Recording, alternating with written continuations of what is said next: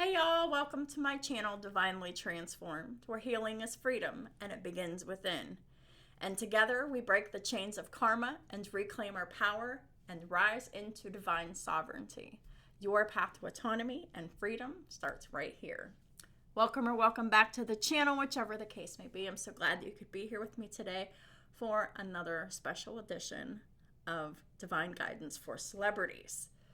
Before I get started with the reading, I do have some announcements. So the first thing I would like to say is that I am currently open for readings and birth chart analysis. All of my information is in the description box below. Contact information, services, prices, an explanation of services, payment plans, payment forms that I take, all of that stuff it's in the description box below, as well as my link for my TikTok, which I also have daily shorts over on TikTok. So it's similar format, different content. And I don't show my face on TikTok either. I might, though. Who knows? But I just wanted to make that announcement, and my schedule is open, mostly in January, starting bookings for maybe at the end of the month, like maybe the last week. But definitely gonna start having bookings open for January. If anyone is interested, you hit me up and that's how you can find me. And I will never solicit in the comments. If you want a reading, you come to me. I'm not talking about it down there. So just wanted to let y'all know that too. So if anyone's messaging you, it's not me, unless you message me first. That is how I operate. So I just wanted to put that out there. Also, I would like to say that I want to preface this by saying that this is done with neutrality and like with observation, with analysis, with all of that stuff. And it is done for the purposes of the highest good of each individual that I am doing a reading for in my Divine Guidance for Celebrity series. So my readings are not salacious in any way. They're mostly for self-education. It's fun. You get to learn about astrology through celebrities, which is fun. So everybody's learning something new. And if on the off chance that the celebrities find these videos, they'll be useful, practical, and definitely helpful. But that's neither here nor there. So let me just go ahead and get started. So today's subject, I guess I could call her, is I'm doing Kim Kardashian. Just the first person that I thought of. She happened to be in the news, and I thought, why not her? So, starting with the birth chart, I'm just going to go through all of the information that I have prepared. There is a lot of information, so this is all arranged and in a format that is in a particular order. And the order that I have them in is order by house. House 1 through 12 in the order of the houses. And that is how I present my birth charts. So this part of the reading is scripted, but whenever I start the tarot reading, there will be no script for that. That's an intuitive reading. So, without further ado, let's go ahead and get started. This birth chart was very easy to find the birth information of Kim Kardashian. All of her information was online. So, her birthday is October 21st, 1980. She was born in Los Angeles at 10:46 a.m., which makes her a Sagittarius rising. And the rising sign is always in the first house, so that's where I always start with the rising sign. In her first house, she has more than just the ascendant, the rising sign. It's the same thing. She also has Neptune in Sagittarius in the first house, in addition to her ascendant.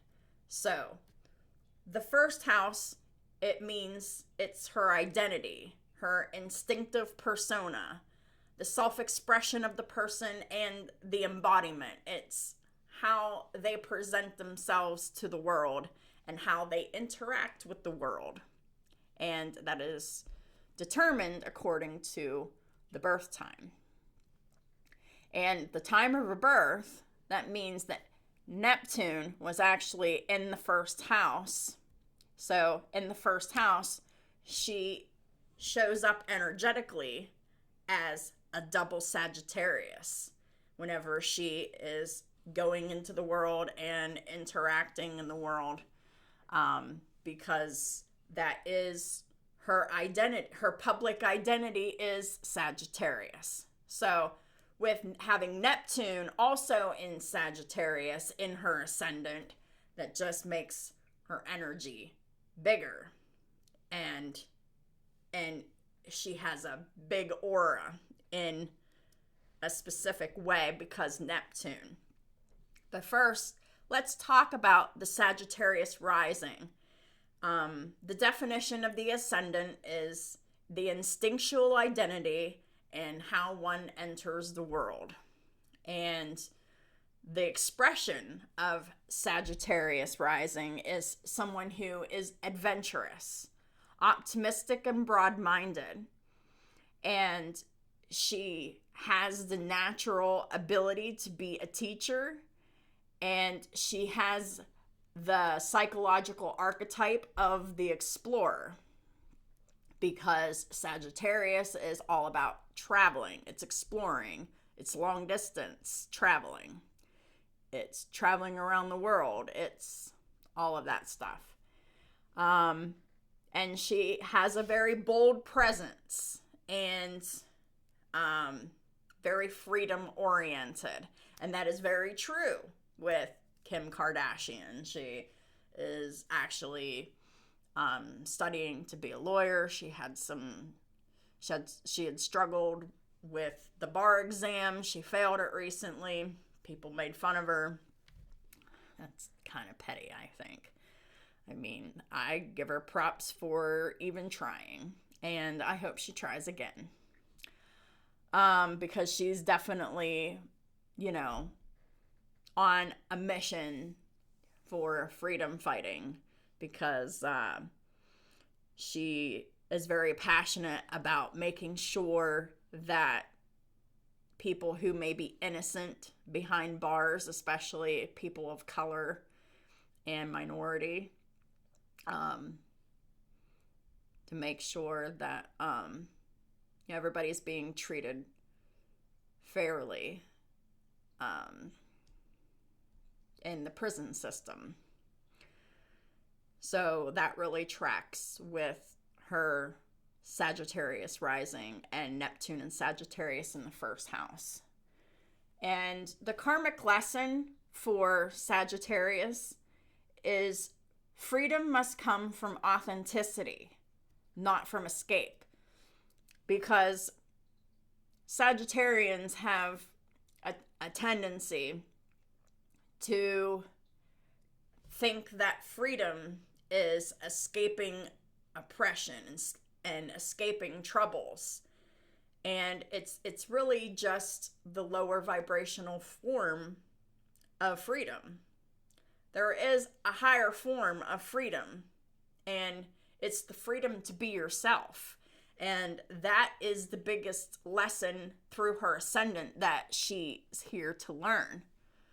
So whenever she is in her integrated light, whenever she, really processes, her tendency to be in the shadow energy, whenever she heals and she is integrated, her karmic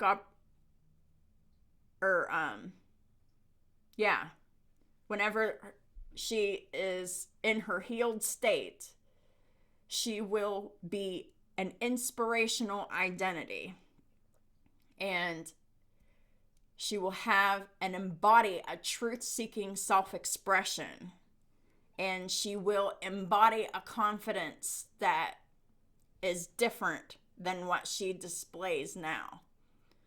Because I believe at this time, until she fully heals, that her confidence is performative until she fully integrates to overcoming the fear to truly be herself and present herself in an authentic way.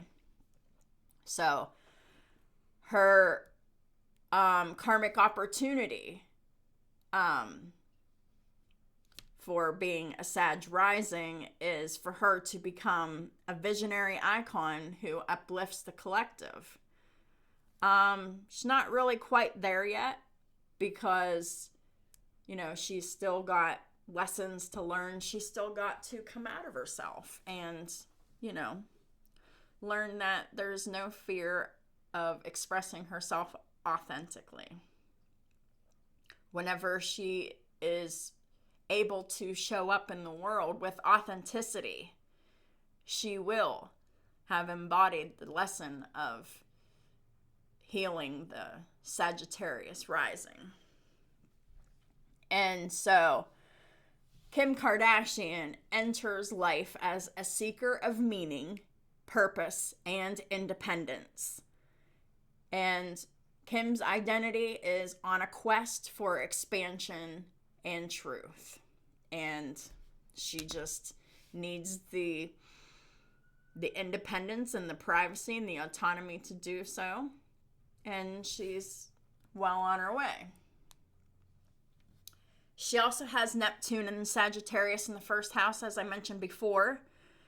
And Neptune represents spirituality, illusion, intuition, and projection. So the expression of Neptune and Sagittarius in the first house is it gives her an idealistic identity. And that, that tracks because she really is the image of ideal beauty of current standards. So that tracks. Whether I agree with that or not is irrelevant, or anybody else for that matter. But, like it or not, for whatever reason, Kim Kardashian's body and beauty standards are the ideal standards for today's women. There's a mystique around her persona, and that actually tracks too, because she just kind of seems like kind of surreal. Like, it's just so image focused, right? That there's just so much mystique around her image and her persona. It's just unclear of who she really is and what she really values until she starts becoming more vocal about that. And that will be whenever she is deeply rooted in her purpose.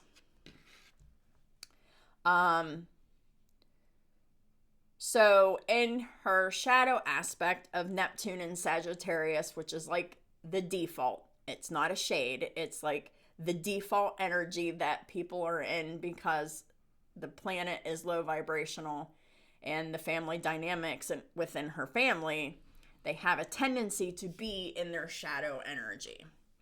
And whenever she's in her shadow with Neptune and Sag, it comes off as others able to project fantasies onto her, and then she feels obligated to conform to the fantasy. So that is, it causes identity confusion for her, or the blurring of her identity, because it's like, is she real or is she a fantasy? Does she have to live up to Kim's standards, or does she have to live up to the fantasy of Kim? And the answer is not the fantasy. So whenever she actually heals and she is not operating in her shadow energy, whenever she integrates the shadow tendency, she will embody spiritual charisma that she does not currently have. Right now, it's flat. I mean, it's like surreal, it's etheric, but it's like an image. It's kind of like it's a fantasy right now. So she needs to come out of the fantasy land, and she needs to understand that she doesn't need to conform to any freaking fantasy. She just needs to be herself and be, comfortable enough to be courageous enough to be herself, because I really feel like she feels like she can't be herself, and that is due to the family system. And whenever she heals and doesn't operate in the shadow energy of the Neptune and Sag, she will embody the psychological archetype of the muse or the icon. And she's already kind of on track for that because of the whole, she wore Marilyn Monroe's dress. Marilyn Monroe is really iconic, and then she ripped the dress and people were mad and whatever. But, it tracks. Her karmic lesson for Neptune and Sag is for her to clarify who she is beyond the public projection, the public fantasy of her, the public's idealization of her. It's not the real Kim. And she needs to know who she is, because that's part of her life path, is to find out who she is, and then be fearless enough to express herself the way that she wants to express herself.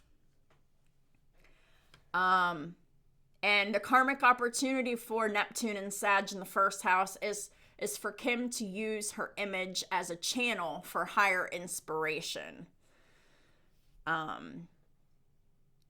Kim Kardashian has a mythic aura because of the whole Neptune and Sag in the first house. So she becomes a symbol, a projection screen for collective fantasies and ideals, and she needs to learn how to separate herself from that and figure out who she is beyond the fantasy and the ideal.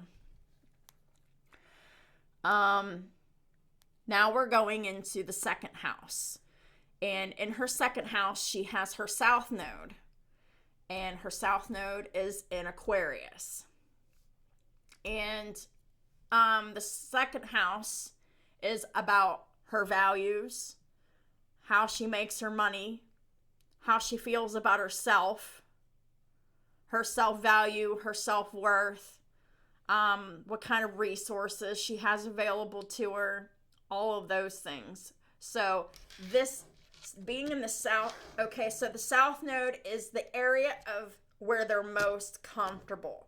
So she is very comfortable with having a high value system, with having access to money, with having access to resources. However, she does not have high self-worth because she needs to separate her identity from who she is, reality, versus what the public think that she is or should be.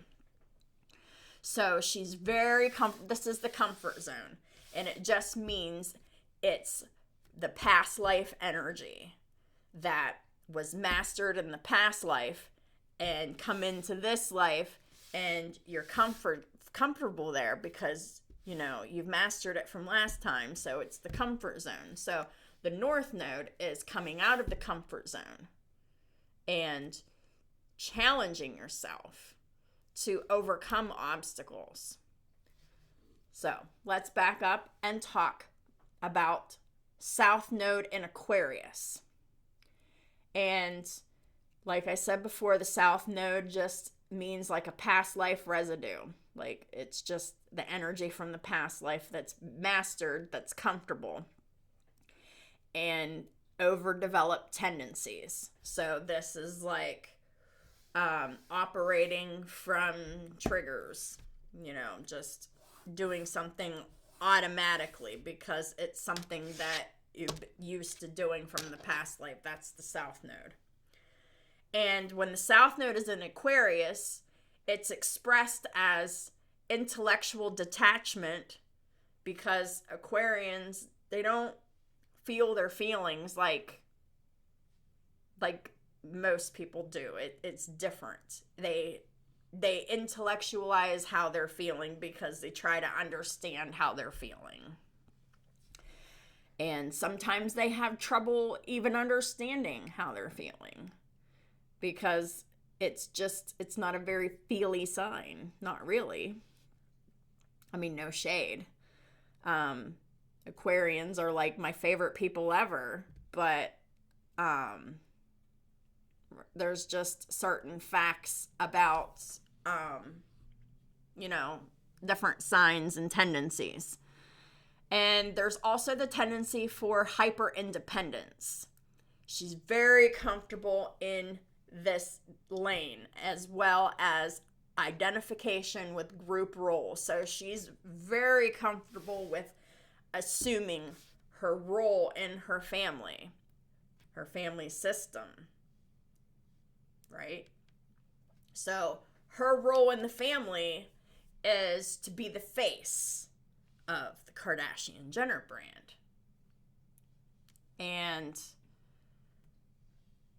that was her assignment, and that's how she identifies with. And that is what she needs to learn to come out of because it's hurting her.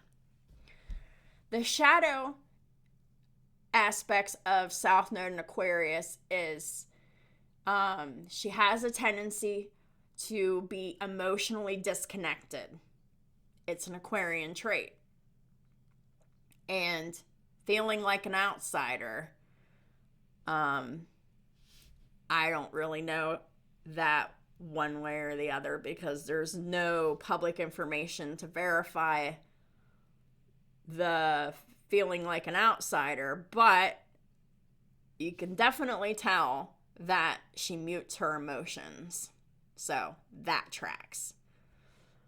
And whenever she heals and that South Node in Aquarius is integrated and she is not operating so much in the shadow in the comfort zone, she will then be able to use innovative thinking in a way that helps the collective, which is just another word for humanity. And she'll have a unique approach to value and work. Because the wonderful thing about Aquarians, and probably my favorite thing about them, is not only are they hilarious, but they have the best jokes ever. and the best ideas, aside from the jokes. And they have ideas and they think so far out of the box, and it's fast and it's efficient, and it's something that nobody really could think of but someone who has Aquarius in their chart. They just come up with some of the most unique and innovative ideas that's so practical and so useful, but it's so unique. And that's just an Aquarian trait. And I just love it so much. So the karmic lesson of the South Node in Aquarius is Kim Kardashian needs to learn that her worth is not found through group acceptance. And that's what she has been so used to relying on, but it's so faulty, because whenever the group doesn't accept her, she feels bad about herself. And no one should have to feel that way because their family doesn't accept something about you. And I think that would be terrible. The karmic opportunity of having South Node in Aquarius in the second house is for her to build stable, heart-centered, Taurus-like worth. So, what that means is that, so the second house is ruled by Taurus, and it's how you feel about your body, it's how you feel about yourself, it's how you feel about values, it's your money, how you feel about that, and how you have access to money and resources. And that is all stuff that relates to Taurus energy. So right now she is deficient in self-worth because she has trouble standing on her values because of her identification with the family system that she, needs to learn how to come out of and step away from into her own light, right, wrong, or indifferent. And who cares what the system says or thinks? Because when she's in the system, she doesn't feel good about herself, and that's always the problem. To be included, the trade-off is that she's got to feel bad about herself. And you get disrespected enough, and you're just done with that. So Kim Kardashian has carried a past life imprint of detachment, and now she must build intimacy and stable self-worth, because those are challenging areas for her, because she is scared to be authentically herself, because she's not even sure who that person is, and that is a process to find out. So let's go into the third house. So in the third house, she has her moon in Pisces, and she has an asteroid called White Moon Selena in Pisces, and they're both in the third house. And the third house represents communication, emotional processing, learning style, siblings.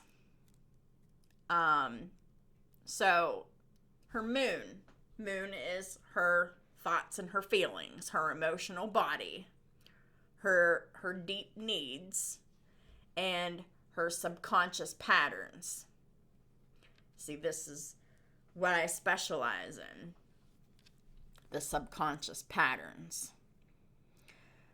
The expression of Moon and Pisces in the third house is Kim Kardashian is deeply intuitive, and she has a deeply intuitive emotional perception because of that Pisces moon.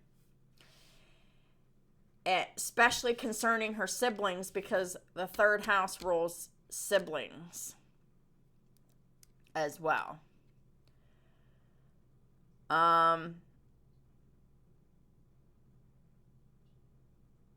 And Moon in Pisces in the third house is also sensitive communication. Someone who's deeply sensitive, who, considers other people, is trauma informed, and that kind of communication, probably most likely needs to be developed for Kim Kardashian. And Moon in Pisces in the third house also expresses itself as empathy-driven thinking. So she is constantly empathizing with other people. Shows the trap of Pisces moon. We're so empathetic. And with her moon being in the third house, she is deeply, deeply, deeply empathetic towards her family, her siblings in particular. And the shadow energy of the moon in Pisces in the third house is Kim Kardashian has the tendency to absorb other people's emotions. That's like being an emotional sponge and just sucking it all up. And it's exhausting. And also there's emotional ambiguity or confusion. Ambiguity is just another word for confusion. She is often confused about her feelings because of that Piscean moon ability to absorb other people's emotions, especially when it comes to her siblings. Whenever Kim Kardashian heals and integrates her shadow and comes into the healed version of herself for the moon in Pisces in the third house, she will have a very compassionate expression. And she will have great emotional intelligence. Like, just so respectful with emotional boundaries and emotional intelligence, and careful not to offend people, very trauma-informed communication, just very respectful. And also, creative communication should be something that she should be focusing on, because that third house is all about communication and emotional processing and how she learns too.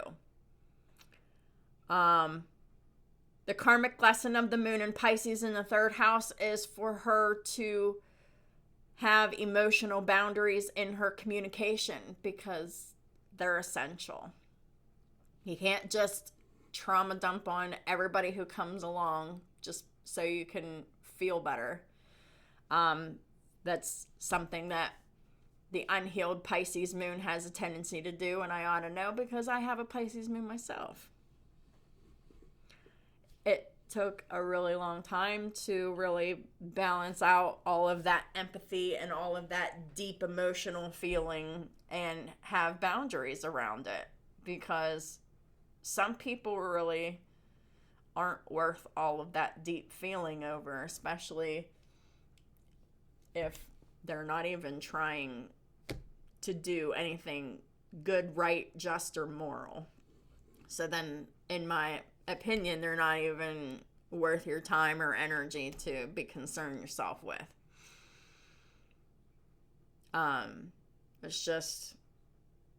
It's kind of the boundaries that she's going to need to develop too. And the karmic opportunity is for her to use her sensitivity as a source of creative inspiration and healing, instead of emotional leakage and taking on other people's emotional obligations and doing emotional labor for people that, don't help or reciprocate in any way. So she's going to have to learn boundaries, and that's something that Pisces really struggles with that. It definitely Took some time to develop my emotional boundaries, but they're really good now. They never used to be. So, she has her white moon Selena in Pisces, and the white moon Selena asteroid just represents divine protection, purity, and spiritual clarity. The expression of white moon Selena in Pisces in the third house is that it comes off as psychic insight.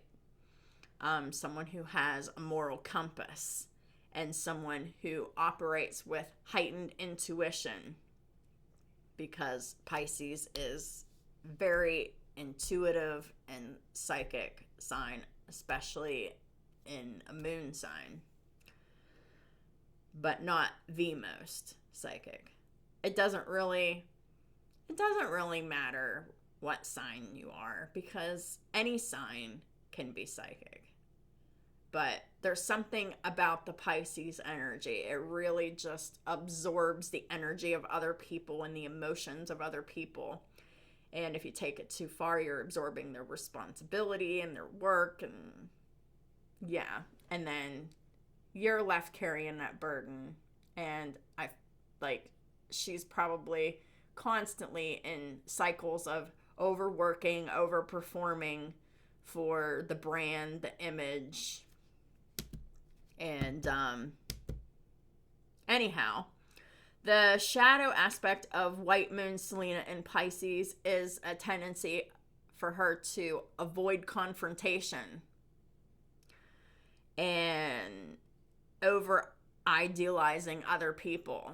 So she's challenged seeing people clearly because of that Pisces energy. Because Pisces energy, we love, we forgive, and we want to do nice things, and we want to do this, and we feel so deeply, but we're so easily hurt because of that whole intensity of all of that.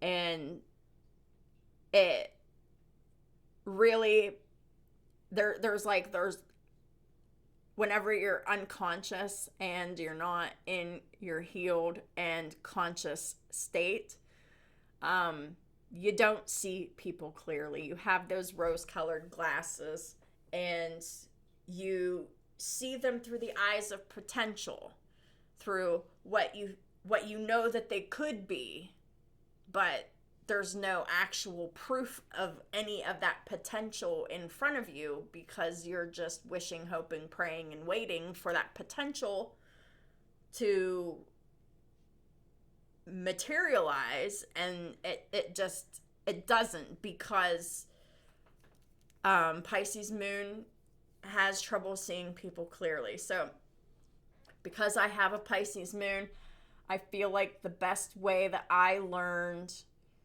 to stop seeing people through the rose-colored glasses, the what if they change thing, or what if this, and there's always room, and this is the rule that I go by now. People show me who they are the first time, I believe them.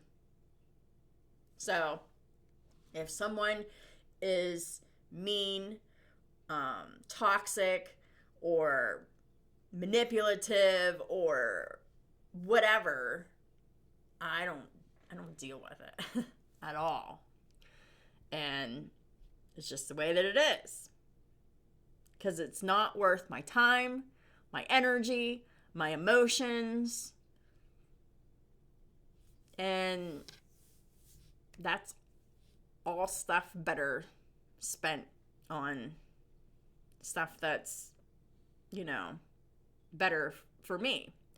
So, that's just how she's going to have to learn how to start seeing people.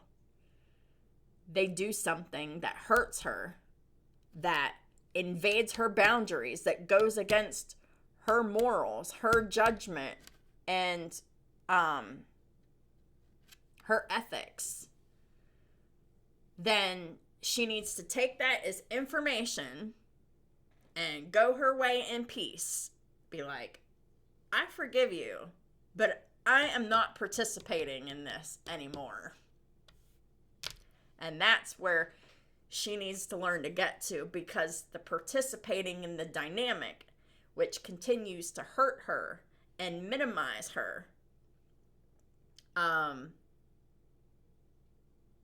keeps her in that cycle. And she's going to have to learn to rise out of that cycle, because if people invade your boundaries and they hurt you seemingly intentionally because of toxic behaviors, you don't need to participate with that. You don't need to put up with that. You don't need to be around it. And you need to change your environment if that's in your environment. And that's just the bottom line.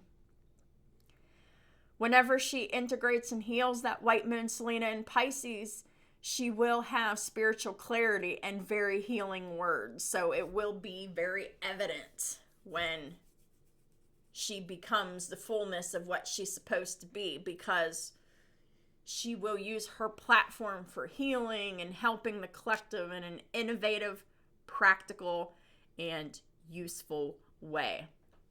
Some way, shape, or form. And it's going to involve law. The karmic lesson of the white moon Selena in Pisces is Kim needs to learn not to sacrifice her personal truth to avoid conflict. Because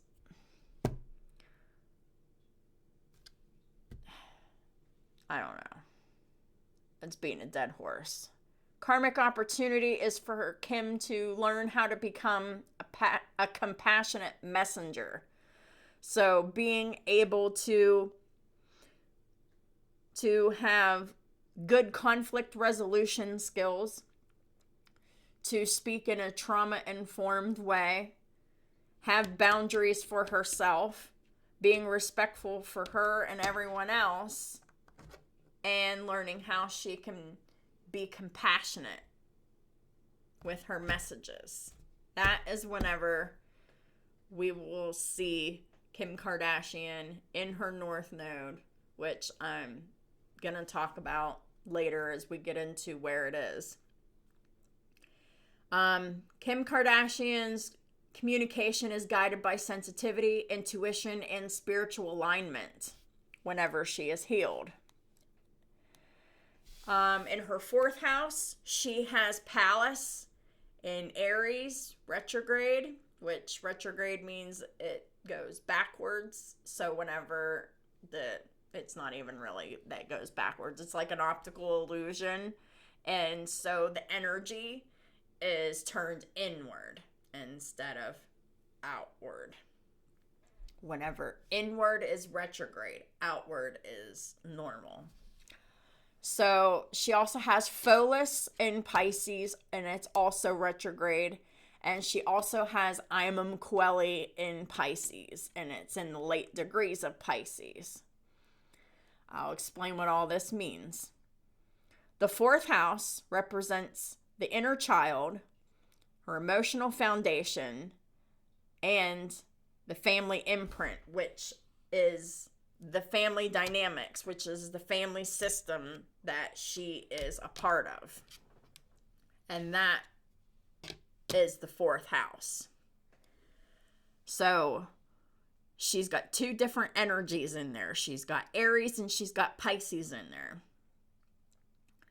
So Pallas retrograde in Aries. So Pallas just is an asteroid that represents strategic wisdom and pattern insight. And the expression of Pallas in Aries is, and when it's retrograde, she is an inner warrior strategist. So she's got like this warrior spirit, and she's a strategist, and she's fiercely independent in her inner world. Only in the inner world.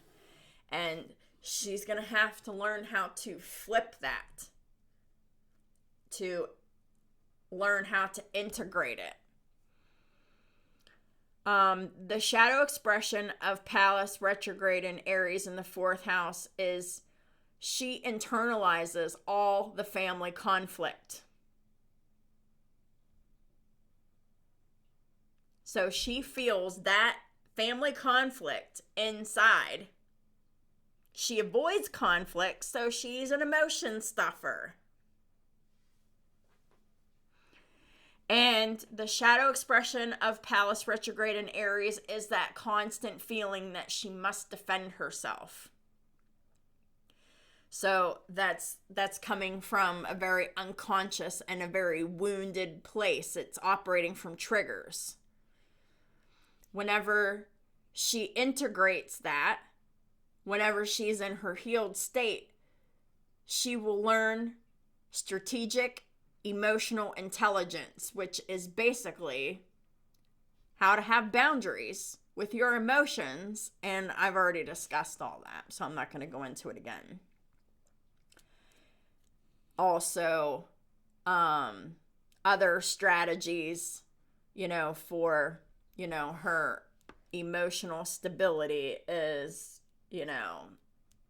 not just having boundaries that, she's not used to having with other people, but, maybe it's just different ways of talking to her family or different ways of dealing with her family. That is strategic emotional intelligence, to balance her own emotions. So not letting the family system, the role, the expectation, and the responsibility of her to be in that role, it's not letting all of that affect her, is what she's going to have to learn how to come away from. The karmic lesson of Pallas retrograde in Aries is not every emotional challenge requires battle. And the karmic opportunity is for Kim to learn how to lead with inner courage without defensiveness.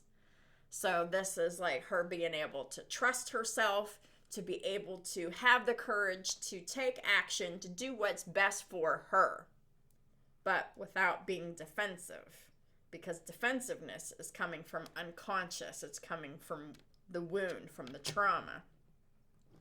And the opportunity is to integrate it by not letting that fear hold her back of coming away from the family system, because her role in the family system is not who she is, but it's a role she's clinging to that she is destined to overcome as long as she makes the efforts to do so.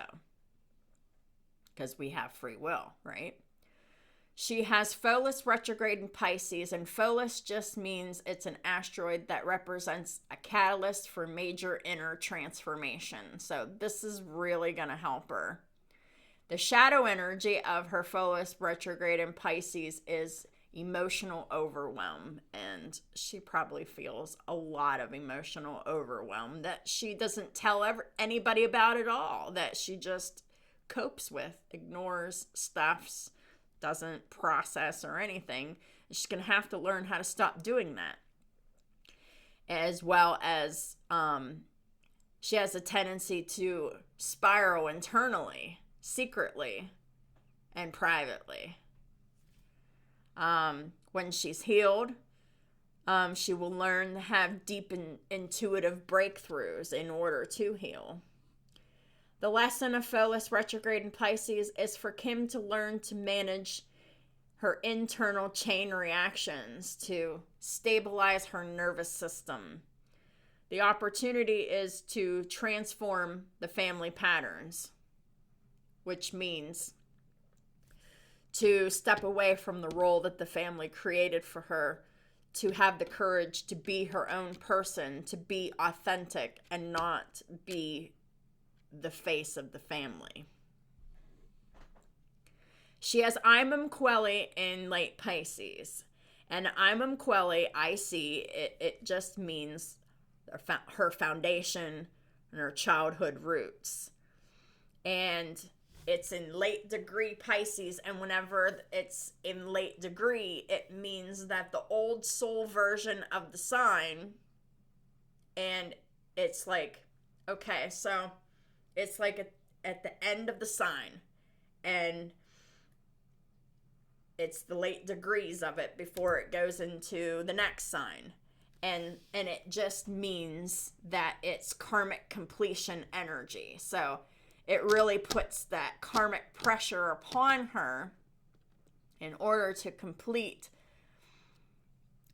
the karmic assignments that her birth chart is programmed to do.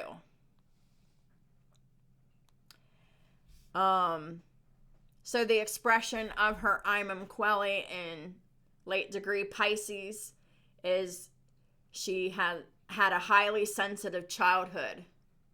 She doesn't talk about her childhood. And emotional or boundary blurred upbringing. And that would be why. Because her emotions were blurred, her boundaries were blurred, everything was blurred. So there was a lot of confusion regarding her upbringing. And that's, Pisces energy. It's very confusing if it's very ungrounded. And ungrounded just means like the unhealed state, the unconscious version that we operate in at default. So basically, Kim Kardashian's emotional origin mixes spiritual sensitivity, internal conflict, and karmic completion, giving her deep insight into herself, learning about herself, discovering herself, and the family patterns that she's meant to overcome and step away from. In her 5th house, she has Chiron retrograde in Taurus and her part of fortune also in Taurus. So this is very good for money, but it comes from creativity. 5th house represents creativity, pleasure, romance, children, and self-expression. So her parenting style is very Taurus, which I love that for her. So that makes her, for the most part, a very good mother, because Tauruses, they're very oriented with comfort, luxury, providing, that kind of stuff. Just the comforts. Chiron, retrograde in Taurus. And Chiron is an asteroid that represents the wound. Whenever the wound is healed, then the wounded person becomes a healer. And when it's retrograde, it means it's an internalized healing journey. So she is repairing her self-esteem, her self-value, her self-worth. Because with the Chiron retrograde in Taurus in the 5th house, she has wounds around her self-worth. And she has a tendency of feeling evaluated or commodified. That's basically, she's constantly feeling evaluated, watched, observed, and made into a product. And understandably so. I mean, with the way that her life is, I could understand all of that. But, she's not responsible for the wounds that she has, but she is responsible for her healing. And, if she does what her chart is programmed her to do, she needs to learn to come away from the over-attachment to appearances, optics, the brand, comfort, over attachment to all of those things, because it's a trap. And there's a fear of vulnerability in love. So she's afraid to be herself with her partners. And it comes from this wound here that she came into this earth with, has to realize that it's there and integrate it so that she can embody the self-worth that she is meant to heal. And she is meant to have healing through sensuality and stability. I didn't say sexuality, I said sensuality. Stuff that feels good to the body, like bubble baths and pampering the skin and chiropractors and going to, the spa. Like, this is like things that she needs to be more focused on, because it's in the realm of self-care, and it provides that internal stability for her that she is developing for herself. So the karmic lesson of the Chiron retrograde in Taurus is that Kim Kardashian's worth is inherent. It's already inside of her. It's not earned. But she's in the mode of, she thinks that her worth is earned. Her worth is already inside of her. She just needs to tap into what that is. How, and really feel good about herself and her body, and how she raises her kids, how she expresses herself creatively, how she expresses herself in romance and pleasure. And the karmic opportunity of Chiron retrograde in Taurus is for Kim to become a healer of beauty, embodiment, and self-value. The only way to embody that is to take care of yourself. Be true to yourself, no matter what. Sometimes that's hard whenever you're enmeshed in family systems, that are deeply ingrained, like the Kardashian family system. They're all families have their own system, so it's not unique to the Kardashians. Every family has their own family system of dysfunction. All right, so moving on. Her part of fortune is in Taurus, and the part of fortune just means her natural gifts that create prosperity. And that means that she will have success through stability, internal stability, how she feels about herself, and healing that wounded Chiron. And it also means beauty, comfort, and physical creativity. So, maybe she'll get into like performance art or dance art or some kind of creative expression. I don't know, just something like that. She doesn't have anything in her 6th house. 6th house is just the house that focuses on her daily routine, work ethic, health, service, what she does every day. And what it means to not have any planets or asteroids in a house, it just means that the lessons of this particular house evolve through the life experience, and there's no internal tension there. There's no tension to really change or transform anything about it. So it's not a house of focus for her in her chart.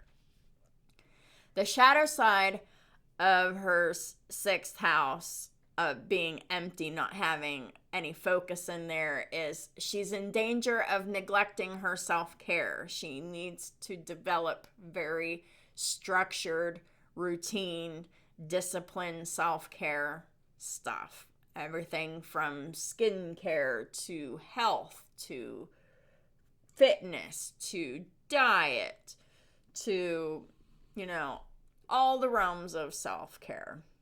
Making sure you're relaxing, using coping skills that are healthy, those kinds of things. So, the light expression of the sixth house being empty for her is she has the freedom to define her own routines. And they're routines that will be nourishing for her. There's no pressure on that, but because there's no pressure, there could be a lack of focus. So, as long as she is focused on self-care routines, like, she'll be absolutely fine. The karmic lesson is self-care must be deliberate, and the karmic opportunity is Kim must learn to build a structured and nourishing daily rhythm for herself. Because Kim's work and health habits must be consciously crafted. It's not inherited. It's not automatic. She has to put forth effort, focus, and intention towards it. In her seventh house, she has, and it's her descendant in Gemini. And the seventh house is the house of partnerships, marriages, one-on-one dynamics with people, just any kind of relationship. Doesn't have to necessarily be romantic, but romantic is included. The family relationships, the friends, all of that's included. Even like business partnerships and collaborations, like those are partnerships. The descendant, the definition of the descendant is it's the kind of partner that one attracts and the kind of partner that one needs. So with her descendant being in Gemini, it's expressed as she needs intellectual partners. She needs to have that intellectual stimulation to be attracted, to be in love. Another expression of her descendant in Gemini is that she's curious and she has communicative relationships. There's a lot of communication. There's a lot of talking. There's a lot of texting. There's a lot of emails. Like, it's very curious. It's very light. It's very playful. And another expression is she has adaptive bonding. The shadow side of the descendant in Gemini in the seventh house is inconsistency. So not showing up consistently for herself or for other people, mostly for herself, because she shows up more for other people than she does for herself, and she needs to turn that around and show up for herself consistently and not show up for them consistently, because it's in conflict with each other. And the other shadow tendency that she tends to have with the descendant in Gemini is surface level connections. So they don't really go anywhere. They're not serious. Whenever she heals, she starts integrating into a more conscious way of living and healing. She will then be playful and mentally stimulating in relationships, but not flaky.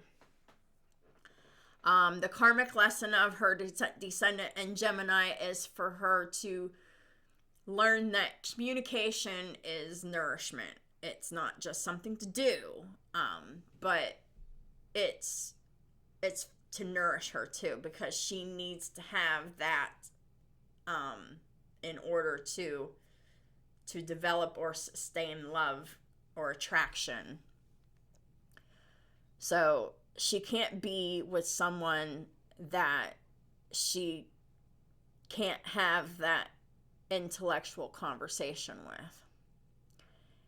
And the karmic opportunity of her descendant in Gemini is for her to learn to build relationships that are based on honest dialogue. So, like, she really has issues with that because there's so much fear involved and the family tendency, all of that. So, in her 8th house, she has her North Node in Leo, and she has a vertex in late Cancer. And the 8th house is the house of intimacy, shared resources, transformation, and psychological depth. Excuse me. So, that is where her North Node is in Leo, and the North Node is her destiny path, the soul growth. That's the life mission that she came here to complete. This is the goal, coming out of the comfort zone into what's not familiar. But in order to do that, you got to feel the fear and do it anyway. And she's got to learn how to do that too. The expression of North Node in Leo, and this is something else Kim and I have in common, is we both have a North Node in Leo, except mine is in a different house.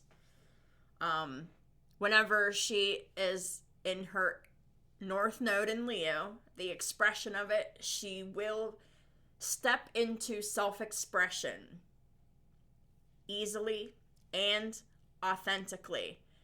And she will be courageous to have that authenticity that she is learning to develop, to have. And also, whenever she's in her North Node, she will become a central figure of authenticity and bold, courageous self-expression. Because she's used to holding her tongue. She's used to holding back. She's used to not communicating to keep the peace. And whenever she's tired of that,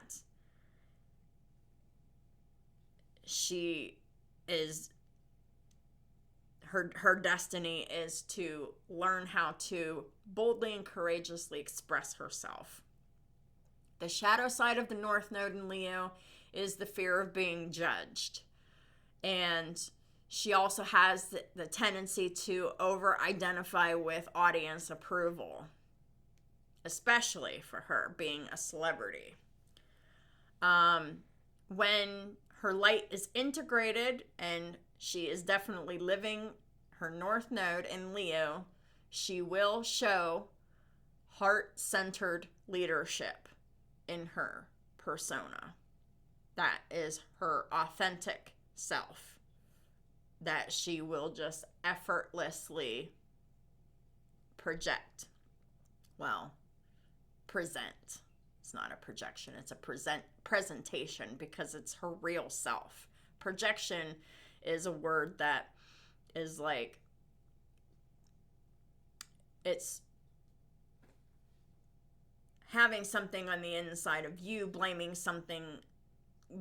that externally on someone else, not acknowledging it within yourself and just projecting the blame and shame on someone else and, not taking accountability for,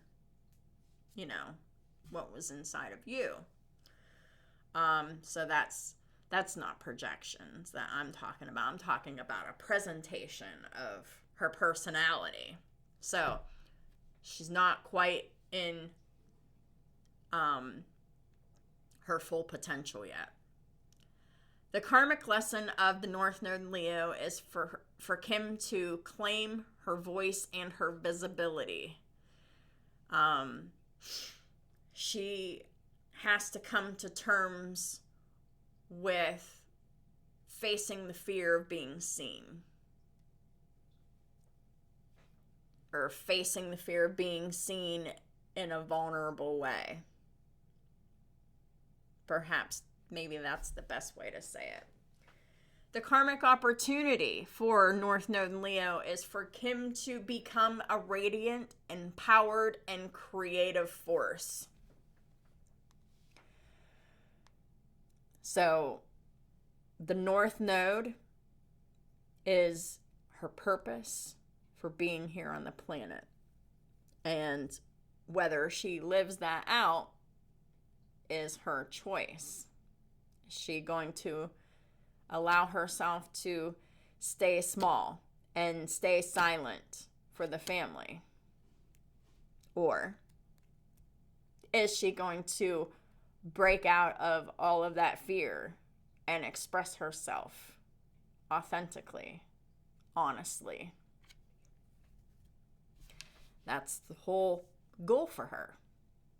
Back to this. Okay, vertex in Cancer. So the vertex is a point in the chart that shows, or that is related to fated events and soul connections. So this is like fate, this is destiny, this is soul connections. So the vertex that she has is in late degree Cancer. So there is pressure, because it's in the late degree, for her to express emotional karmic encounters, have deep bonding through karmic encounters that are emotionally nurturing for her, instead of emotionally harming her. And also transformative relationships that make her who she is, like that force her out of her. And it's hard, and it hurts. There's a lot of pain, there's a lot of trauma, but we as humans, we come here, and some of us have to learn from pain and trauma, and some of us need more of it than others to learn. But Kim Kardashian's transformation comes through owning her spotlight while maintaining her emotional authenticity by having emotional boundaries with people. Not letting people treat her any way they feel like, because that's the system that she's used to. In her 9th house, she has her Venus in Virgo and Vesta in Leo. And the 9th house represents her beliefs, her philosophy, education, and her worldview. She has Venus in Virgo here. And her Venus just means love, values, pleasure, beauty, how you attract love and money. That is the Venus. The expression of Venus in Virgo in the 9th house is practical affection, service-oriented love, and refined aesthetic sense when it comes to beliefs, philosophy, education, and worldview. So she loves learning. She loves expanding her education and her worldview because her Venus is in there.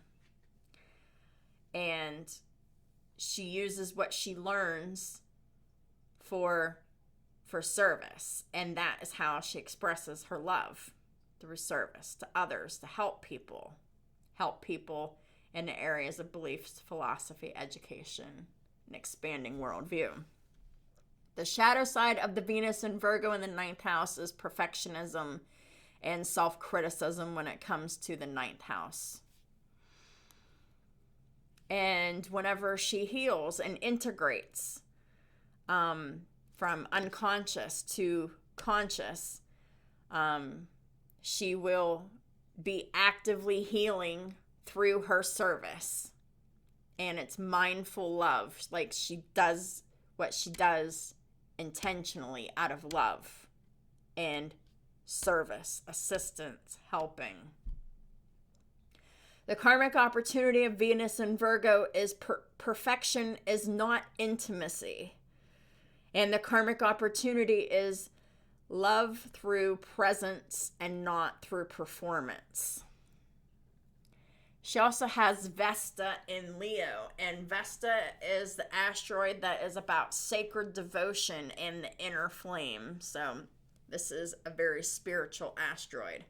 And how it expresses itself is someone who is devoted to self-expression and someone who has a creative, sacred purpose.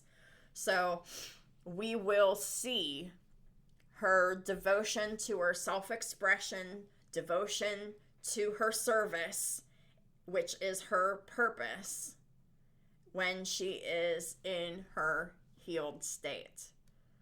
And when she's in her shadow, which is the unconscious default way of being, she has a tendency to identify with her ego, and she has ego wounds that she has triggers that she is triggered from. She needs to learn how to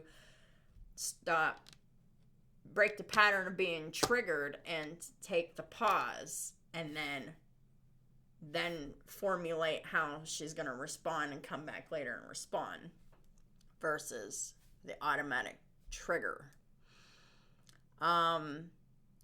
So whenever she's healed, she'll have a radiant devotion to her purpose.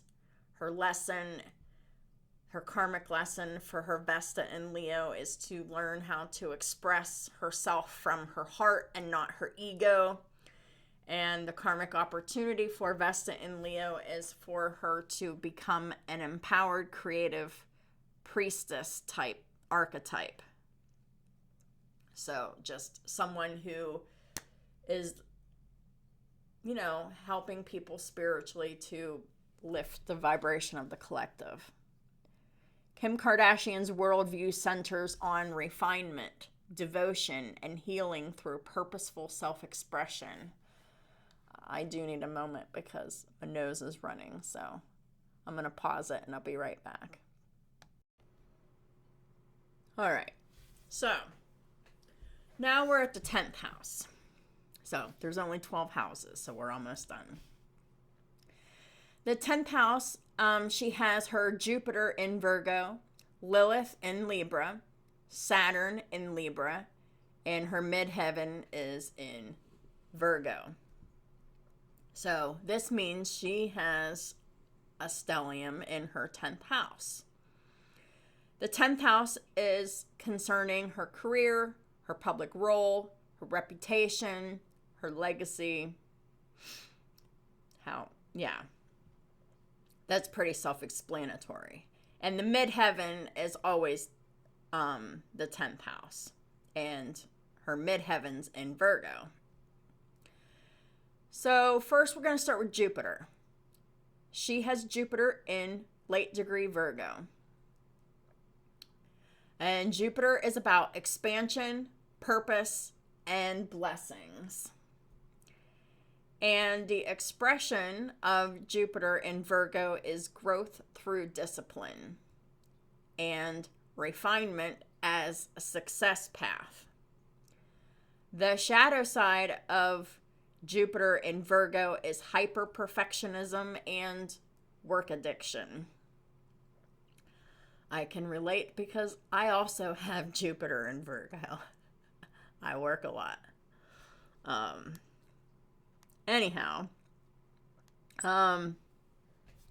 Whenever she heals and she's integrated, living from a more conscious space than unconscious, when she's not in her default mode, which is hyper-perfectionism and work addiction for this placement, when she's healed, she will embody mastery, precision, and service. And the lesson of Jupiter in Virgo is excellence does not equal self-punishment. Because, working too much is self-punishment. I have to remind myself that all the time. The karmic opportunity of Jupiter in Virgo is to build meaningful legacy through mindful mastery. And because she has it in late degree Virgo, there is karmic pressure for her to integrate this lesson and heal and build that meaningful legacy through the mindful mastery. She has her Black Moon Lilith in Libra. And the Black Moon Lilith is an asteroid that represents repressed instinctual power, the taboo feminine, shadow projection. I like to think of Black Moon Lilith as your shadow bodyguard. The expression of Black Moon Lilith in Libra is magnetism, someone who's very magnetic, and she definitely is, and someone who has justice-oriented intensity, and she definitely does. Justice and freedom is her main themes in her life because of her placements. She has a tendency to be people-pleasing, and whenever she does that, she resents them, she resents herself. She has to learn how to come away from that and stop doing that and stop having power struggles with people. That's also the shadow side of the Black Moon Lilith in Libra. And whenever she's healed, she's integrated, and she is living from a more conscious place, she'll have a fierce sense of fairness. And she will execute that however she sees fit, but not in like a villain type of way. And this is like in a good way, like a benevolent way. And she will also embody charismatic leadership when she is fully healed. Fierce fairness and very charismatic and very much a leader. She has Saturn in Libra, and Saturn is the planet of karma, discipline, boundaries, accountability, relational maturity, your work ethic. The expression of Saturn in Libra is someone who is commitment oriented. So she definitely is someone, she makes a commitment, she keeps that commitment. And she also seeks fairness for her, for the greater good of all, but she needs to seek fairness for herself too, because in order for her to be fair to other people, she is not being fair to herself, and that's what she's here to come away from doing. She has a tendency to have a fear of rejection and overcompensating in her relationships with her Saturn in Libra. People pleasing, ignoring self, minimizing self for other people. Like, she's going to have to stop doing that. And stop avoiding confrontation, because sometimes confrontation is necessary for change, because nothing can change if you don't confront it, if you don't change it. Anyway, so whenever she integrates her Saturn in Libra in her 10th house, she will embody relational mastery. So she'll have mastery in how she conducts herself in her relationships, which is basically not ignoring herself, not betraying herself or her needs or her feelings for the benefit of others. And also diplomatic leadership. I don't know if I said that. Her midheaven is in Virgo, and the midheaven is her public identity and her calling in this life. What she does, how she is in her work and her career and her public identity. So it's in late degree Virgo. It means vocational maturity and mastery through lived experience. So there's that karmic pressure for that mastery, and because she's got that drive and the perfectionism and the overworking tendency, like, she is eventually going to fine-tune herself the way that her chart intends her to. The expression of midheaven in Virgo is service-based fame. So she will be famous for something that she is doing to serve the collective, which is just another word for humanity, people, to help others. And also, it expresses itself as precision and aesthetics. So this is something that is going to be very pleasing to the eye or pleasing to your emotions. And, whatever she does is based in precision. And she also will have embodied influence through refinement of her skills, refinement of what she does, refinement of her service to the collective. So basically, the 10th house stellium summary is service plus beauty plus fairness equals her professional signature. So her professional signature is going to include service, beauty, and fairness whenever she is fully in her north node. Her career is based on precision, justice, and relational charisma. And she leads through refinement and balance.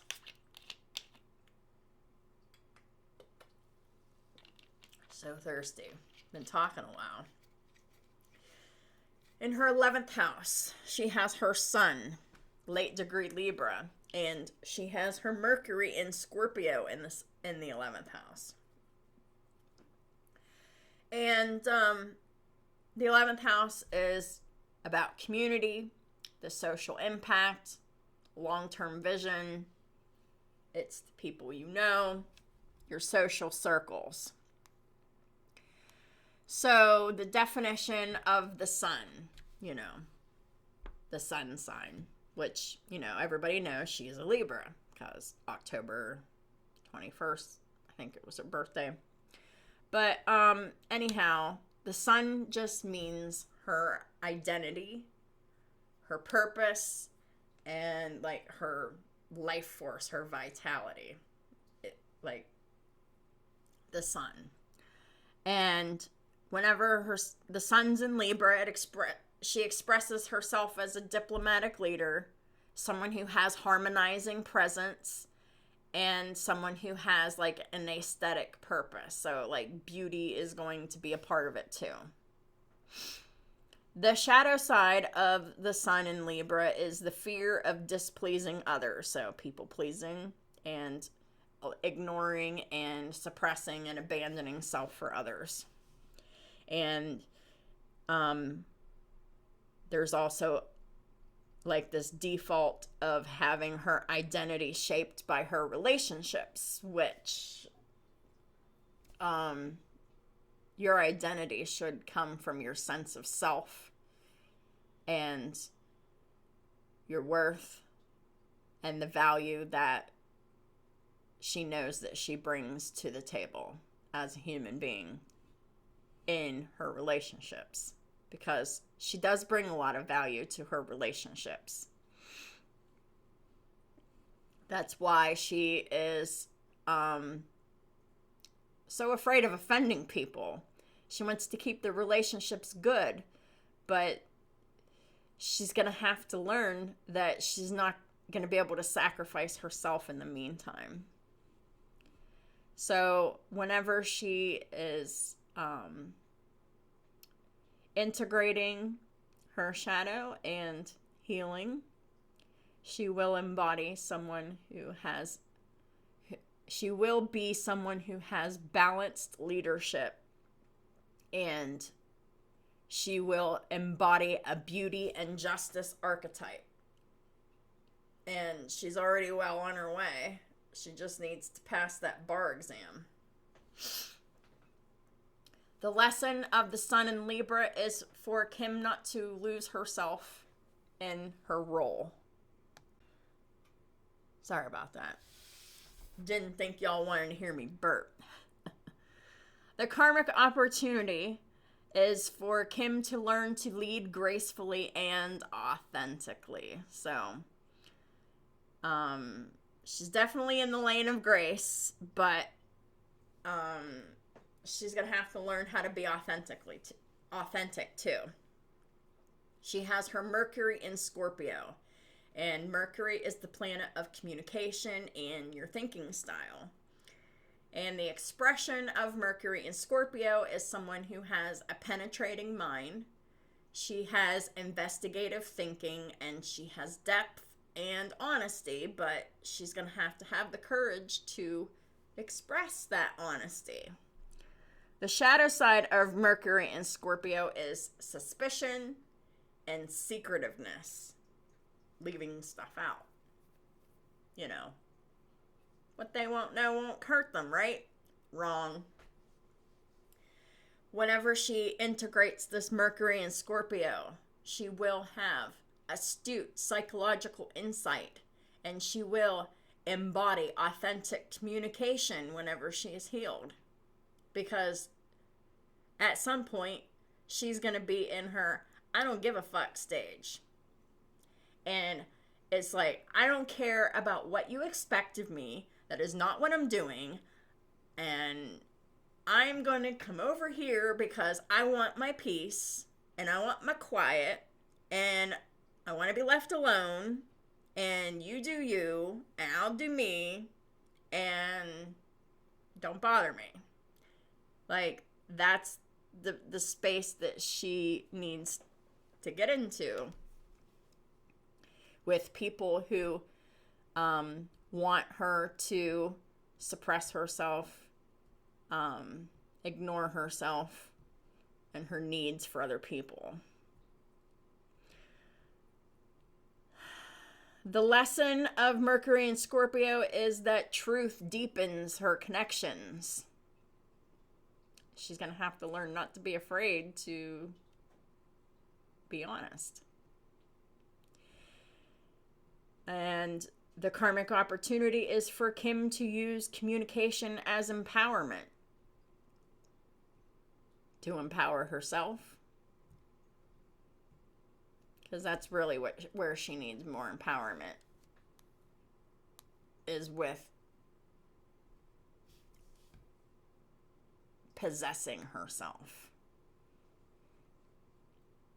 Meaning that she needs to develop autonomy and using communication to empower herself to be autonomous and have her freedom and have her peace, her safety, and her stability aside from the family system that she tends to over-identify with.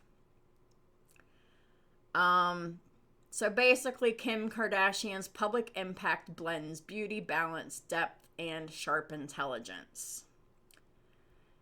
In her 12th house, she has Mars in Sagittarius, and she has her Uranus in Scorpio. And the 12th house represents the subconscious, spirituality, the hidden self, karmic memory, past life themes, and she has 2 planets in her 12th house. So this is not going to be obvious to her And if she were watching this, then she would be conscious of it once I bring it to her consciousness, because it's in her unconscious. Her Mars. The Mars in Sagittarius. The Mars is the definition of Mars is it's the planet of drive, action, instinctual energy. It's, how you take initiative.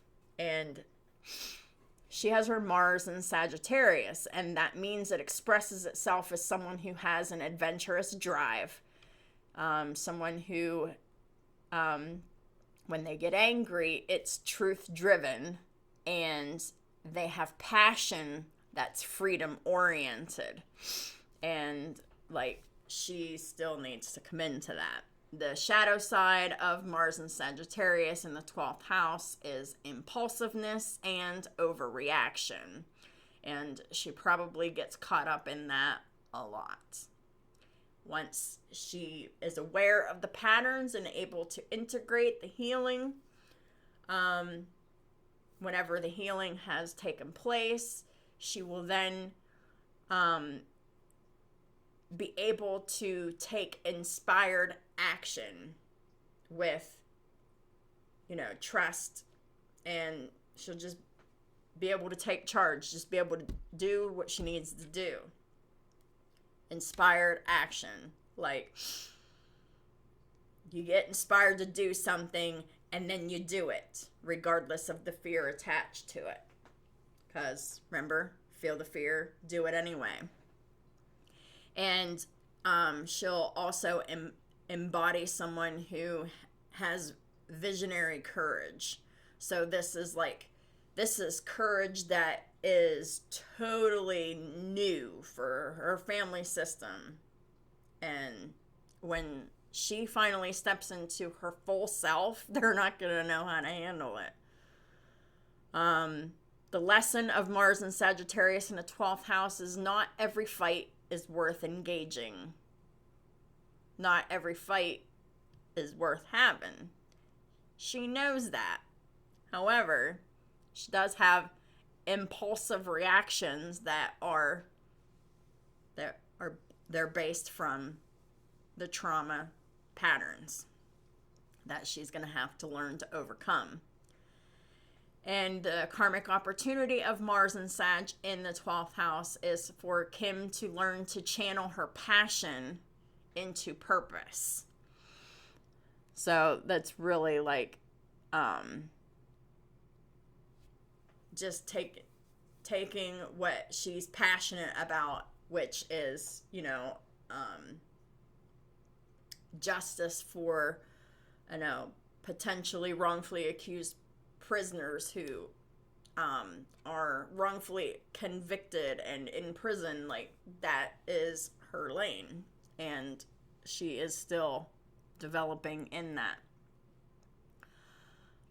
She has her Uranus in Scorpio, and the definition of Uranus, the planet, it represents awakenings and rebellion and liberation and sudden unexpected events and freedom.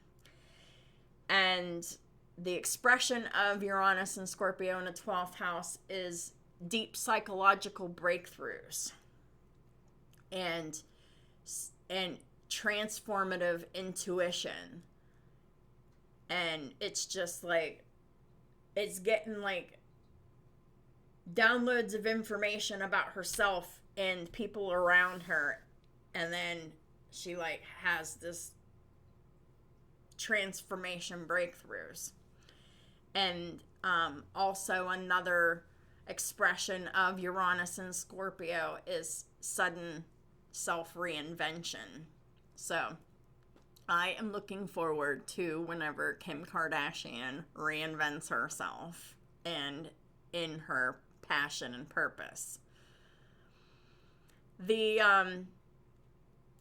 shadow side of Uranus and Scorpio, which is her tendency to gravitate towards, is emotional volatility. which that doesn't necessarily mean that she's displaying always emotional volatility, but she attracts emotional volatility that she doesn't know what to do with, which causes her internal chaos. In order for her to heal that, she's just really got to have like this radical inner healing of like her relationship with herself and her feelings and her worth and her value. And whenever she's integrated, she'll show she'll show empowerment through shadow integration. So she's no longer affected by the emotional volatility. She's no longer affected by the internal chaos, because she's, whenever she gets to that point, she's just going to be like, I want peace. I want quiet. I want safety. I want just peace. And whenever you do that, that's like radical inner healing, and it's empowerment to integrate the shadow. The lesson of Uranus and Scorpio is that chaos is not transformation, because chaos is the resistance to transformation.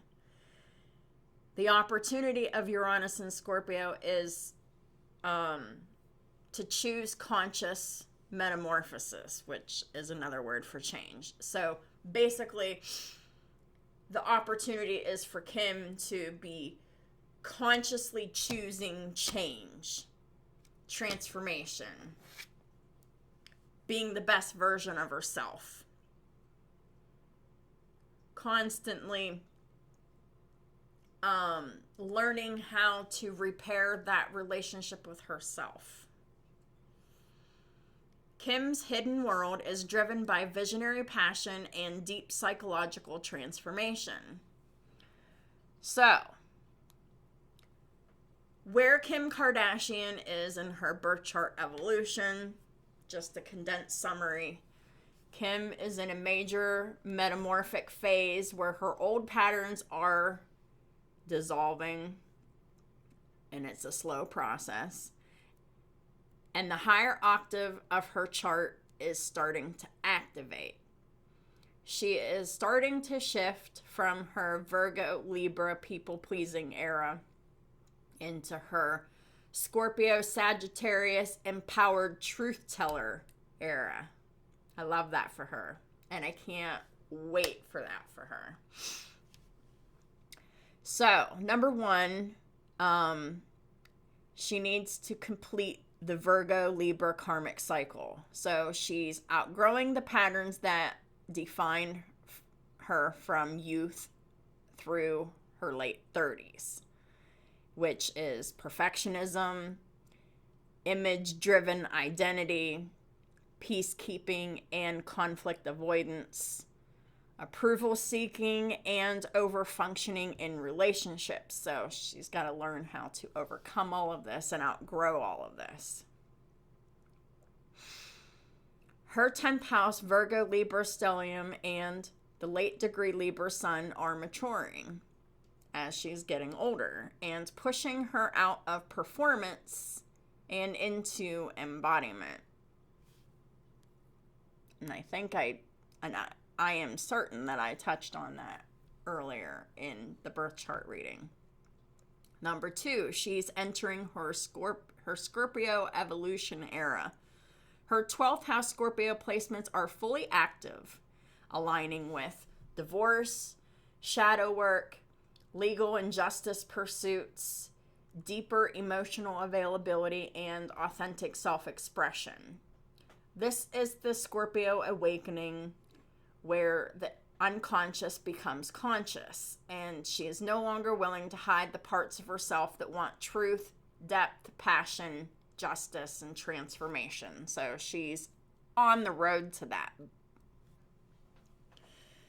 Number 3, her North Node in Leo activation. She is transitioning from South Node Aquarius patterns, group identity, family brand, public consumption, into her Leo destiny, stepping into individual leadership, becoming the authoritative voice in her own domain, defining herself outside the Kardashian group identity, advocating publicly for justice, and pursuing law, which I've already covered all that. So she is moving from I am part of the group to I am the leader. Because whenever she is in her North Node, then she is taking that step away from the family and setting herself apart as she was always meant to. Number 4, her Virgo midheaven maturity. She is entering her Virgo midheaven mastery stage. Discipline, purpose, highly refined professional skill, service-based leadership, and meaningful legacy building. Her law studies, activism, and business evolution all reflect Virgo mastery. So, she's already in progress of that. Number 5, Venus in Virgo relationship evolution. She's leaving patterns of overfixing partners, overworking in relationships, and attracting wounded men, and moving into discerning, emotionally steady partnership choices, and learning how to choose partners who already match her level. Because we all know that she has some issues with choosing partners who match her level. Number 6, her Chiron in Taurus healing, her core wound. Am I valued for who I am or for what I produce? That's healing. She is grounding her value internally through wellness, purpose-driven work, maternal identity, autonomy, and decreasing reliance on external validation. So her wound is becoming her wisdom. Number 7, Neptune in the first house, her identity rebirth. She is dissolving the projected persona others placed on her, which means less public-facing vulnerability, stronger boundaries, shedding old roles, and refusing to be defined by image alone. Kim Kardashian is shifting from muse to mystic and icon to an individual.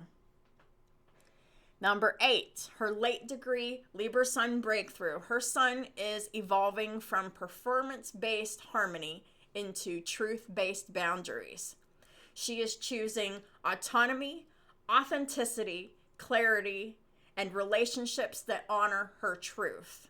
The bottom line summary is that Kim is shedding perfectionism, people-pleasing, image identity, group-based roles, wounded feminine patterns, and performative relationships, and stepping into her spiritual authenticity, personal leadership, purposeful mastery, intrinsic self-worth, relational discernment, truth-telling communication, and soul-level rebirth. She is becoming a truth teller, a leader, a healer, a strategist. She is becoming a sovereign woman. And I am excited for her for that. So, Kim Kardashian is in her ascendant return, midlife awakening, and North Node awakening simultaneously. It is a rare triple evolution. Kim then, I must be perfect so people will love and accept me.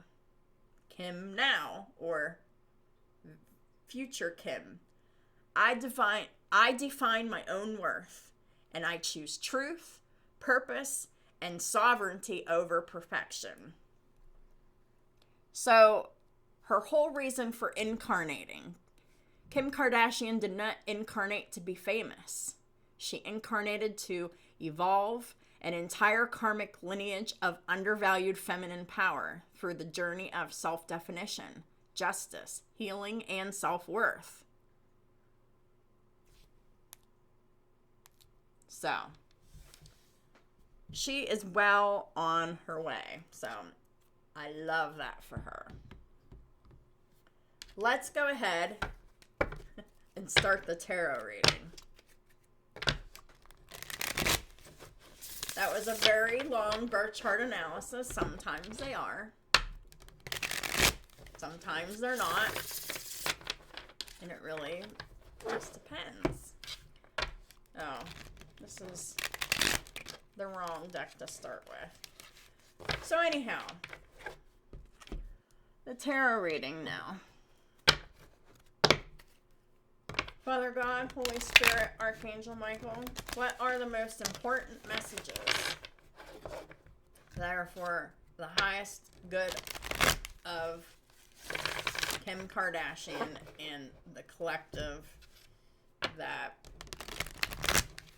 feel resonance and similarity with her?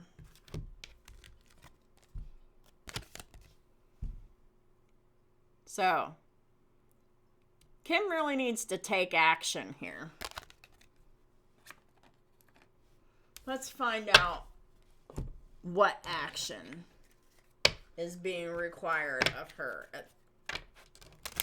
So, these readings are past, present, future energy. And so, who knows what this will be for her. But it'll be something that she is already aware that she needs to do. Because these readings are just confirmation and clarity of what they already know. But that's if they were watching. Because I don't know if she's ever going to see it. But if so, here it is. Help. We got the main idea of the reading is fruitfulness. Fruitfulness is like the fruits of the spirit.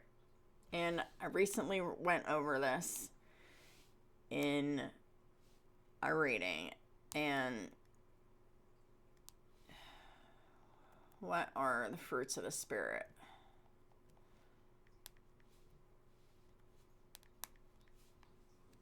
Because I can never remember them. But it's in the Bible. And it's in Galatians somewhere.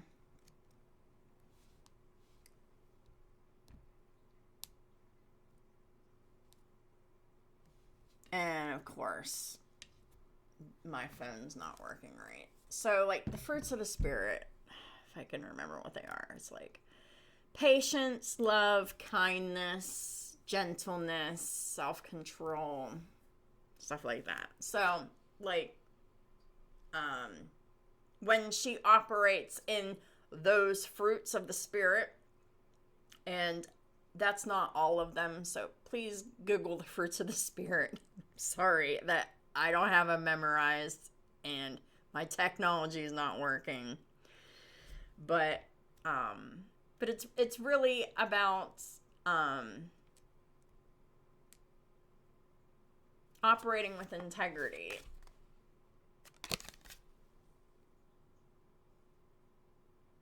So she needs to take action on change in order to be fruitful. So someone who is fruitful is someone who is worth investing your time and energy into. Which that would be someone who is in their healed state. All right.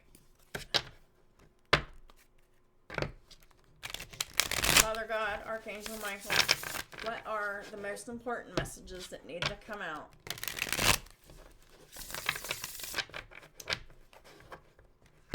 For the highest good of Kim Kardashian. Please and thank you, Archangel Michael. We got the Nine of Pentacles in the reverse. So this is codependency, the lack of independence. And it really has to do with her self-esteem, her self-value. She's still enmeshed in the family role. Let's clarify the Nine of Pentacles. We got the Star. So that needs to be healed. That codependency on her family. Codependency on money, stability, resources. Right? So the Star, this is, cover up the goodies. So this is hope and faith and healing.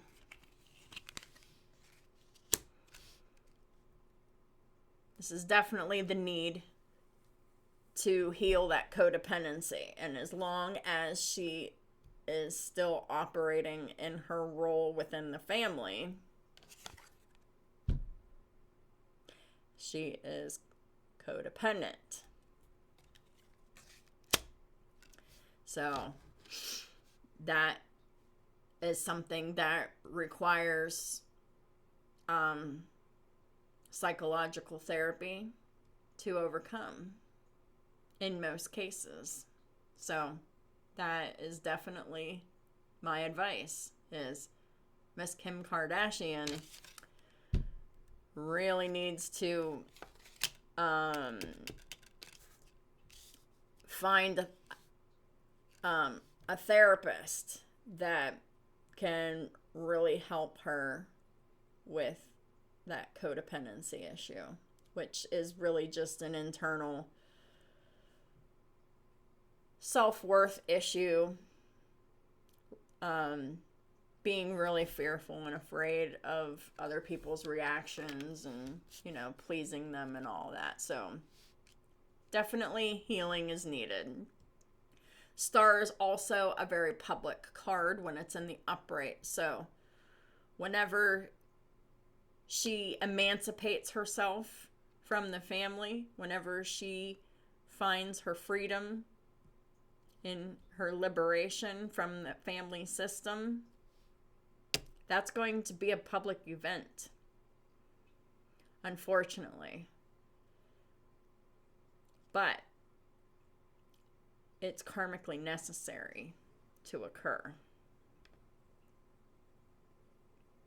It's for her growth and development. And because she's already a public figure, when she frees herself from the family structure, from the family system, there's going to be a lot of talking about it. And she is going to have to learn how to not let the public opinion of her emancipating herself from her family system affect her.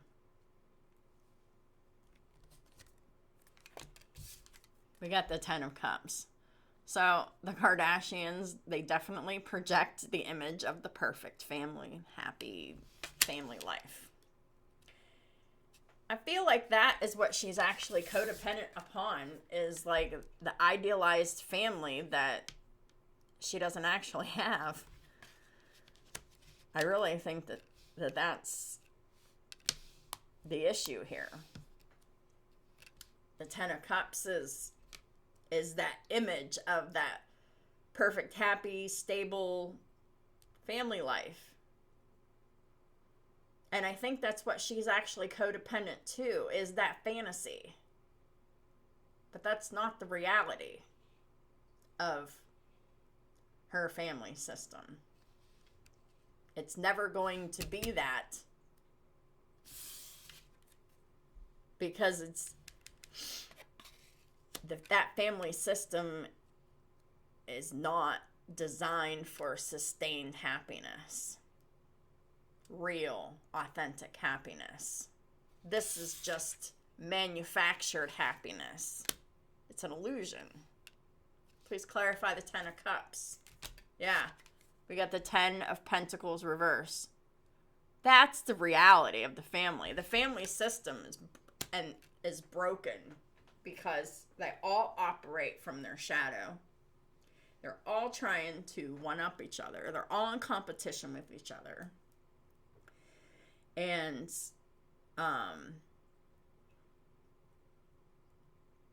Kim is like, she's got all this pressure to be perfect. And she's got all this pressure to be the face of the family, to be the face of the dynasty. But when the Ten of Pentacles is in the reverse, it shows that there really is no stability in this happiness. It's not the reality. It's not realistic. It's like, this is the optical illusion. This is what we're made to believe. But really, it's just a broken family system where there's a bunch of people who feel really bad about themselves because they're constantly engaging in hurting each other. This is something that desperately needs healed. And the only way that that family system has any hope of healing is if Kim takes the family system off her back and completely separates herself from it. I can't make this up. This is liberation and freedom from the family system, from the illusion, and from the codependency to the illusion. This is for her to accept that she doesn't have the happy family that she desires so much, that she idealizes, that she's waiting, hoping, and praying for, that is just not happening because she's the only one that wants it. And the only thing that you can do is release yourself from it. This is the card of saying, I don't want to be involved in this anymore. I am done. I'm out of here. I'm living in freedom. I want my peace. I want my autonomy. And this is the point that she's going to have to get to. Please clarify the Eight of Swords reverse. We got the King of Cups in the reverse. So the King of Cups in the reverse is masculine energy that is not loving, caring, compassionate. The masculine energy of the Cups energy in the reverse is like, they're very selfish, they're inconsiderate, they're only compassionate towards themselves. The King of Cups in the reverse can be someone who is emotionally avoidant, right? This is emotional unavailability. And these are the only kind of men that she can attract in her life as long as she is within this system.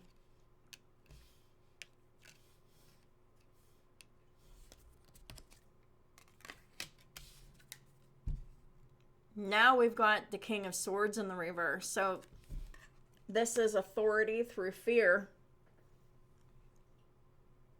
And this is what she needs.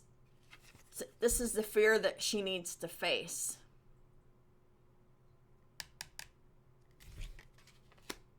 The authority that rolls through fear, which is her family system. Also, the King of Swords in the reverse also talks about deception, lack of communication, using silence as a weapon, weaponizing words, weaponizing deception, dishonesty, manipulation, having poor boundaries, all of those things. Please clarify the King of Swords reversed. We got the Knight of Wands.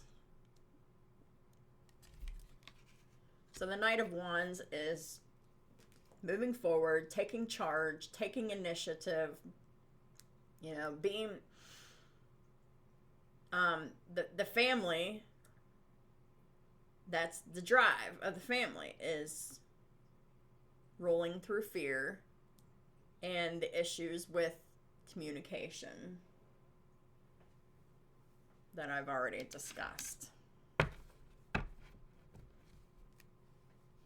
At the bottom of the deck is the Five of Pentacles. Now, in Kim's case, this doesn't represent financial poverty. This represents the abandoning of herself, staying in the family system, constantly feeling alone, constantly feeling like she's carrying the weight of the family on her back, because she is. It's lonely. And it will eventually cause health problems, which will no doubt aid her in her transformation. And at the top of the deck is the Five of Swords.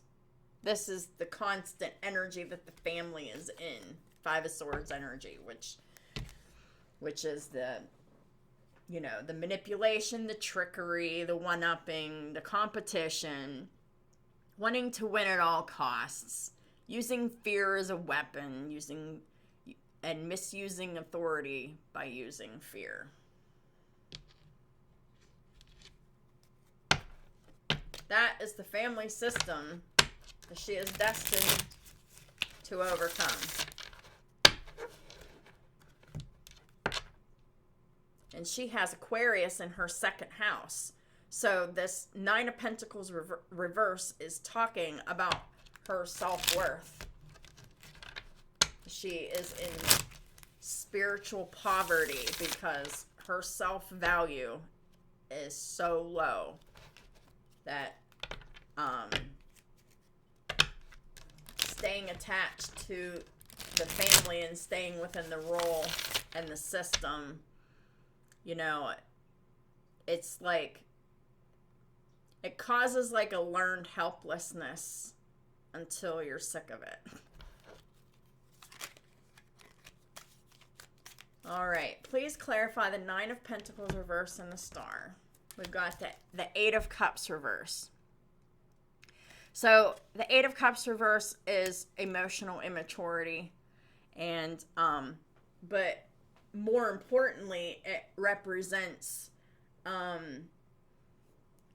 Kim Kardashian returning to the emotional disappointment to stay within the family structure, to depend on it through this codependency, which needs healed. So she, with the Eight of Cups, there's a disappointment and a dissatisfaction, and that's not doing anything about it. You're staying in a situation that makes you feel like shit, that makes you feel less than, just because you don't. She doesn't know who she is outside of the family system right now. So that is what is in need of healing. Definitely focusing on that second house. She definitely has fears of standing apart from the family system, because that could mean financial loss for her in order for her to be happy. But what she loses, she can always gain back whenever she's in her North Node and using her skills and her passions to help other people, through her being a lawyer. Please clarify the 10 of Cups and the 10 of Pentacles reverse. We've got the Ace of Cups reverse. It's the lack of self-love. And that is exactly what we're talking about. It's not having enough love or compassion or concern for yourself. And the Ace of Cups reverse is also about love based on conditions. So, in order for the family to be happy, the love is conditional. There's expectations and responsibilities connected to that.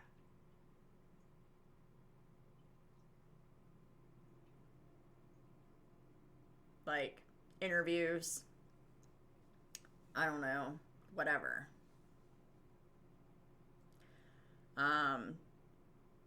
But this is like a really dysfunctional family. Love is condition based. It's not unconditional. It's based on you do this, you perform this role, you stay in your lane within certain expectation parameters, and everybody's happy. Except the person themselves, because nobody likes being told what to do. Right? I mean, at least no one should like to be told what to do. Sorry about that.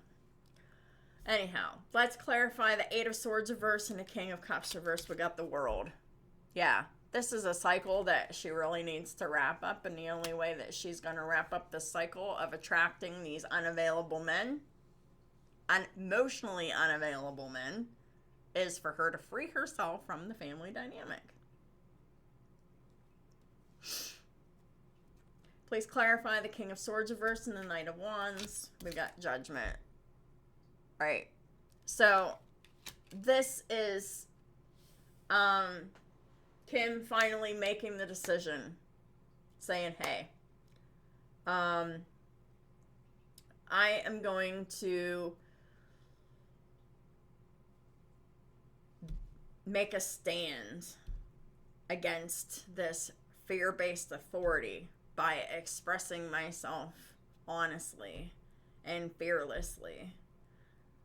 No doubt this is probably going to be a scary time for her, but it's something that she is destined to do. And Judgment is reviewing the karmic past and reviewing the actual family structure that's based on silence and secrecy, manipulation, deception, distortion, coercion, all those things. And do something completely different. Because I guarantee you, whenever she tells her family what she is passionate about doing with her life, they are not going to like that. Oh, hell no, because then they'll be like, well, what about your roles and your duties here? For the family, for the show, for the public image, whatever, all that stuff. And they're not going to like that because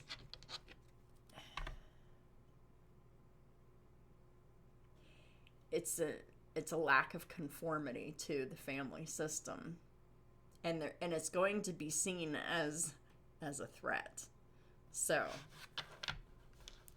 that's why it's going to be a big nuclear public spectacle whenever she finally does free herself from her family system, so she can be the healed version of herself that she was always meant to be. So this is a deck of cards that has coping skills on them. So we all can use some more coping skills in our toolbox. Sometimes they work, sometimes they don't, but that's why they're meant to be explored, because sometimes coping skills work whenever they're positive, whenever they're healthy. And so we got emotional triggers. Certain situations, memories, and words trigger intense emotions. Identifying them will empower Kim to respond adaptively. What are your pet peeves? What past events upset you? And what topics make you feel uncomfortable? Because the Eight of Cups is already being uncomfortable, emotionally uncomfortable in relationships, but staying in it because of the codependency and the lack of self-value, the lack of courage and backbone, which she's in the process of developing. Find your people. Staying vulnerable is a risk we have to take if we want to experience connection. Who shares or understands your struggles? Who accepts you as you are? And who motivates you to be a better person? Those are your people, not the people that are expecting her to do this, this, and that. Not the people who love her based on their conditions and expectations of her. So, her family's not her people. Mindfulness. Cognitive load is the total amount of mental effort you're using. Prolonged overload leads to frustration and burnout. If your mind were a browser, write down the topics of your open tabs. Which tabs can you close to ease your cognitive load? And that's going to be how she can close her karmic cycles of releasing herself from the family, because the family is going to be a tab that she can close to ease her cognitive load. Clarifying the judgment is to celebrate imperfection. The Leaning Tower of Pisa is famous for its unstable foundation. What's a quirk that you can learn to appreciate in someone? Pick a personal struggle or a flaw and turn it into something that spreads inspiration. So this is something that is very, very foreign to, people with a lot of Virgo in their chart. They really struggle to pick a personal flaw or a struggle and turn it into something that spreads inspiration, because that takes courage to talk about that personal struggle or flaw in the first place. She's got to build up that courage muscle. The courage to express herself authentically and honestly. I love it. So, let's go ahead and find out what the advice is from Archangel Michael to close the reading, because this reading has went on long enough. It's late and I'm quite tired, and I've got stuff to do tomorrow. So, Holy Spirit, Archangel Michael, what is the final advice for Kim Kardashian? Please and thank you. So we got a favorable outcome here, but it requires her to take action. And that is take action, sticking up for herself. The prayer for a favorable outcome is, Thank you for the beautiful outcome to this situation, which is perfect and fair for everyone involved. Thank you, Archangel Michael, for helping me trust and have faith. And that's what she's learning. And once she does learn that, she will have a favorable outcome. And then we will see Kim Kardashian transform before the world's eyes as someone who is unsure of herself outside of her dynamic to someone who is absolutely sure of herself outside of the family, knows who she is, knows what she brings to the table, and will not settle for less. So that is what I have for y'all. If this reading resonated with you, if you learned something from it, please leave a comment, drop a like. That really helps me a lot, and I appreciate it immensely. I'd love to hear from any of y'all. What do you think about this? Keep it respectful, please, because sometimes, we have a tendency to, just not have compassion for public figures. But sometimes public figures don't make it easy for the public to have compassion for them. But I think that we're going to start to see some real solid changes in her. And I will say that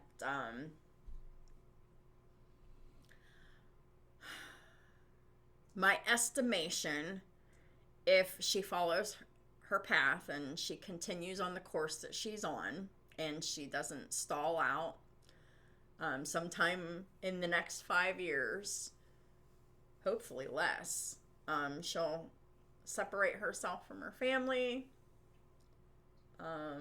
and, emancipate herself, declare her freedom and her autonomy and her independence. So, that is not anything set in stone, because this is based on free will to do the work. Free will to do what it takes to come out of the situation. That takes time. It takes time because everyone has the pressure that they're built to withstand.